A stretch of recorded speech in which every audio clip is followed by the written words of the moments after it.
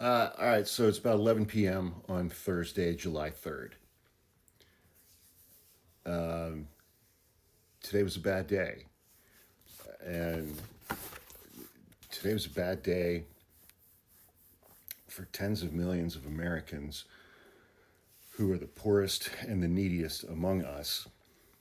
And we are about to inflict unimaginable cruelty on these people that is going to affect every single one of us.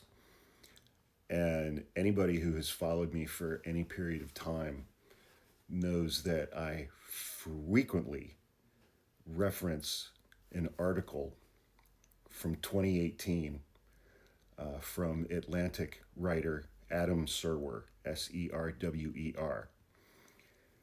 That article is entitled "The Cruelty Is the Point,"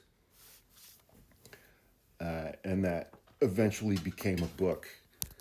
But he wrote this in October of 2018. Hang on, let me get adjusted here. So this was like a year and a half into Donald Trump's term. Like we had seen his first campaign. We were starting to get a feel for him and his supporters by this point. I'm going to read the first three paragraphs of this article, and then I'm going to talk about a couple other things. The cruelty is the point. President Trump and his supporters find community by rejoicing in the suffering of those they hate and fear. From the article, the Museum of American History and Culture is in part a catalog of cruelty. That museum is currently being defunded by Donald Trump. Amid all the stories of perseverance, tragedy, and unlikely triumph are the artifacts of inhumanity and barbarism.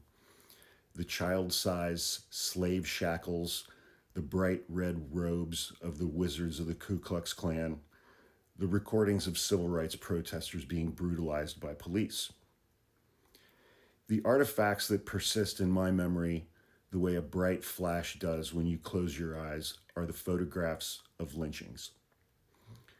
But it's not the burned, mutilated bodies that stick with me. It's the faces of the white men in the crowds. There's the photo of the lynching of Thomas Shipp and Abraham Smith in Indiana in 1930. It's less than 100 years ago, in which a white man can be seen grinning at the camera as he tenderly holds the hand of his wife or girlfriend. There's the undated photo from Duluth, Minnesota, in which a grinning white men stand next to the mutilated, half-naked bodies of two men lashed to a post in the street. One of the white men is straining to get into the picture, his smile cutting from ear to ear. There's the photo of a crowd of white men huddled behind the smoldering corpse of a man burned to death. One of them is wearing a smart suit, a fedora hat, and a bright smile. Their names have mostly been lost to time, but these grinning men were someone's brother, son, husband, father. They were human beings, people who took immense pleasure in the utter cruelty of torturing others to death, and were so proud of doing so that they posed for photographs with their handiwork, jostling to ensure that they caught the eye of the lens, so the world would know that they had been there. Their cruelty made them feel good. It made them feel proud. It made them feel happy. And it made them feel closer to one another. The Trump era is such a whirlwind of cruelty that it can be hard to keep track of.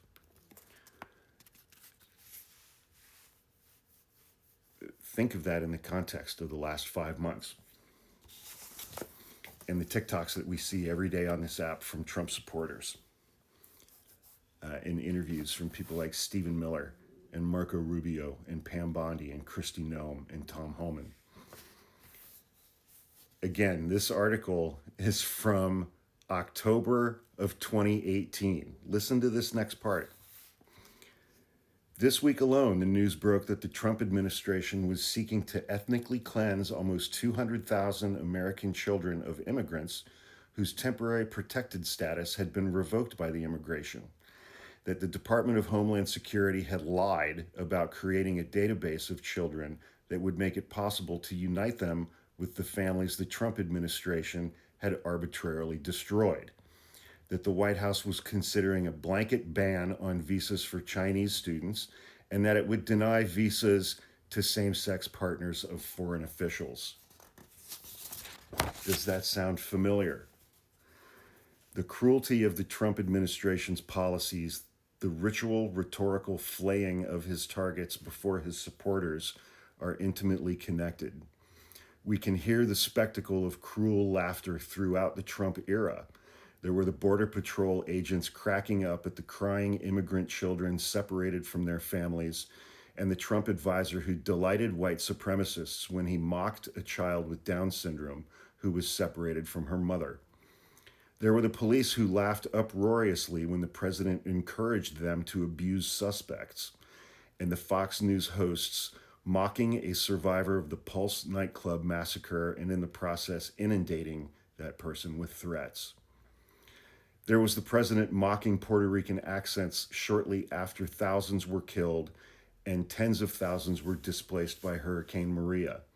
The black athletes protesting unjustified killing by the police, the women of the Me Too movement who had come forward with stories of sexual abuse, and the disabled reporter whose crime was reporting on Trump truthfully. It is not just that the perpetrators enjoy cruelty, it is that they enjoy it with one another. Their shared laughter at the suffering of others is an adhesive that binds them to one another and to Trump. Taking joy in that suffering is more human than most would like to admit.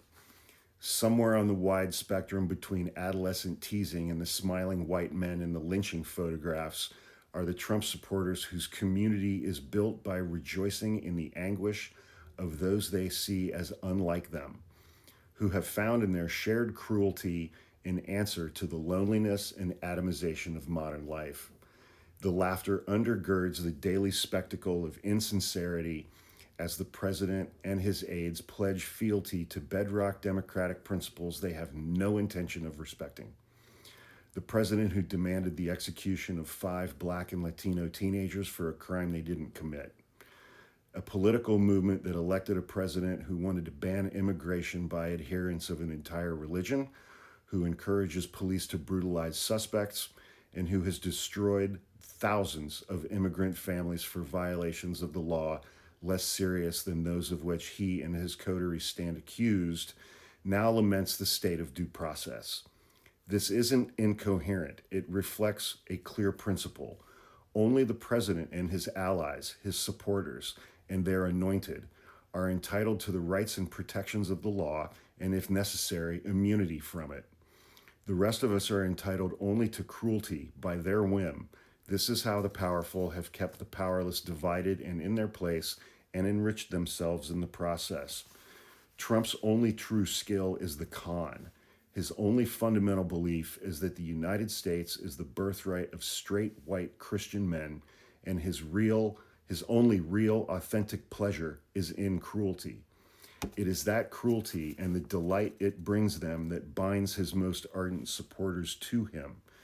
In shared scorn for those they hate and fear, immigrants, black voters, feminists, and treasonous white men who empathize with any of those who would steal their birthright. Their president's ability to execute that cruelty through word and deed makes them euphoric. It makes them feel good. It makes them feel proud. It makes them feel happy. It makes them feel united. And as long as he makes them feel that way, they will let him get away with anything, no matter what it costs them. And today, Republicans passed Trump's big, beautiful bill, which is going to cost his supporters dearly. Dearly. And I hope those consequences land hard and fast and devastate the lives of every single one of these toxic asshole people who voted for him and who still support him. I hope they get absolutely every single bit of what they voted for.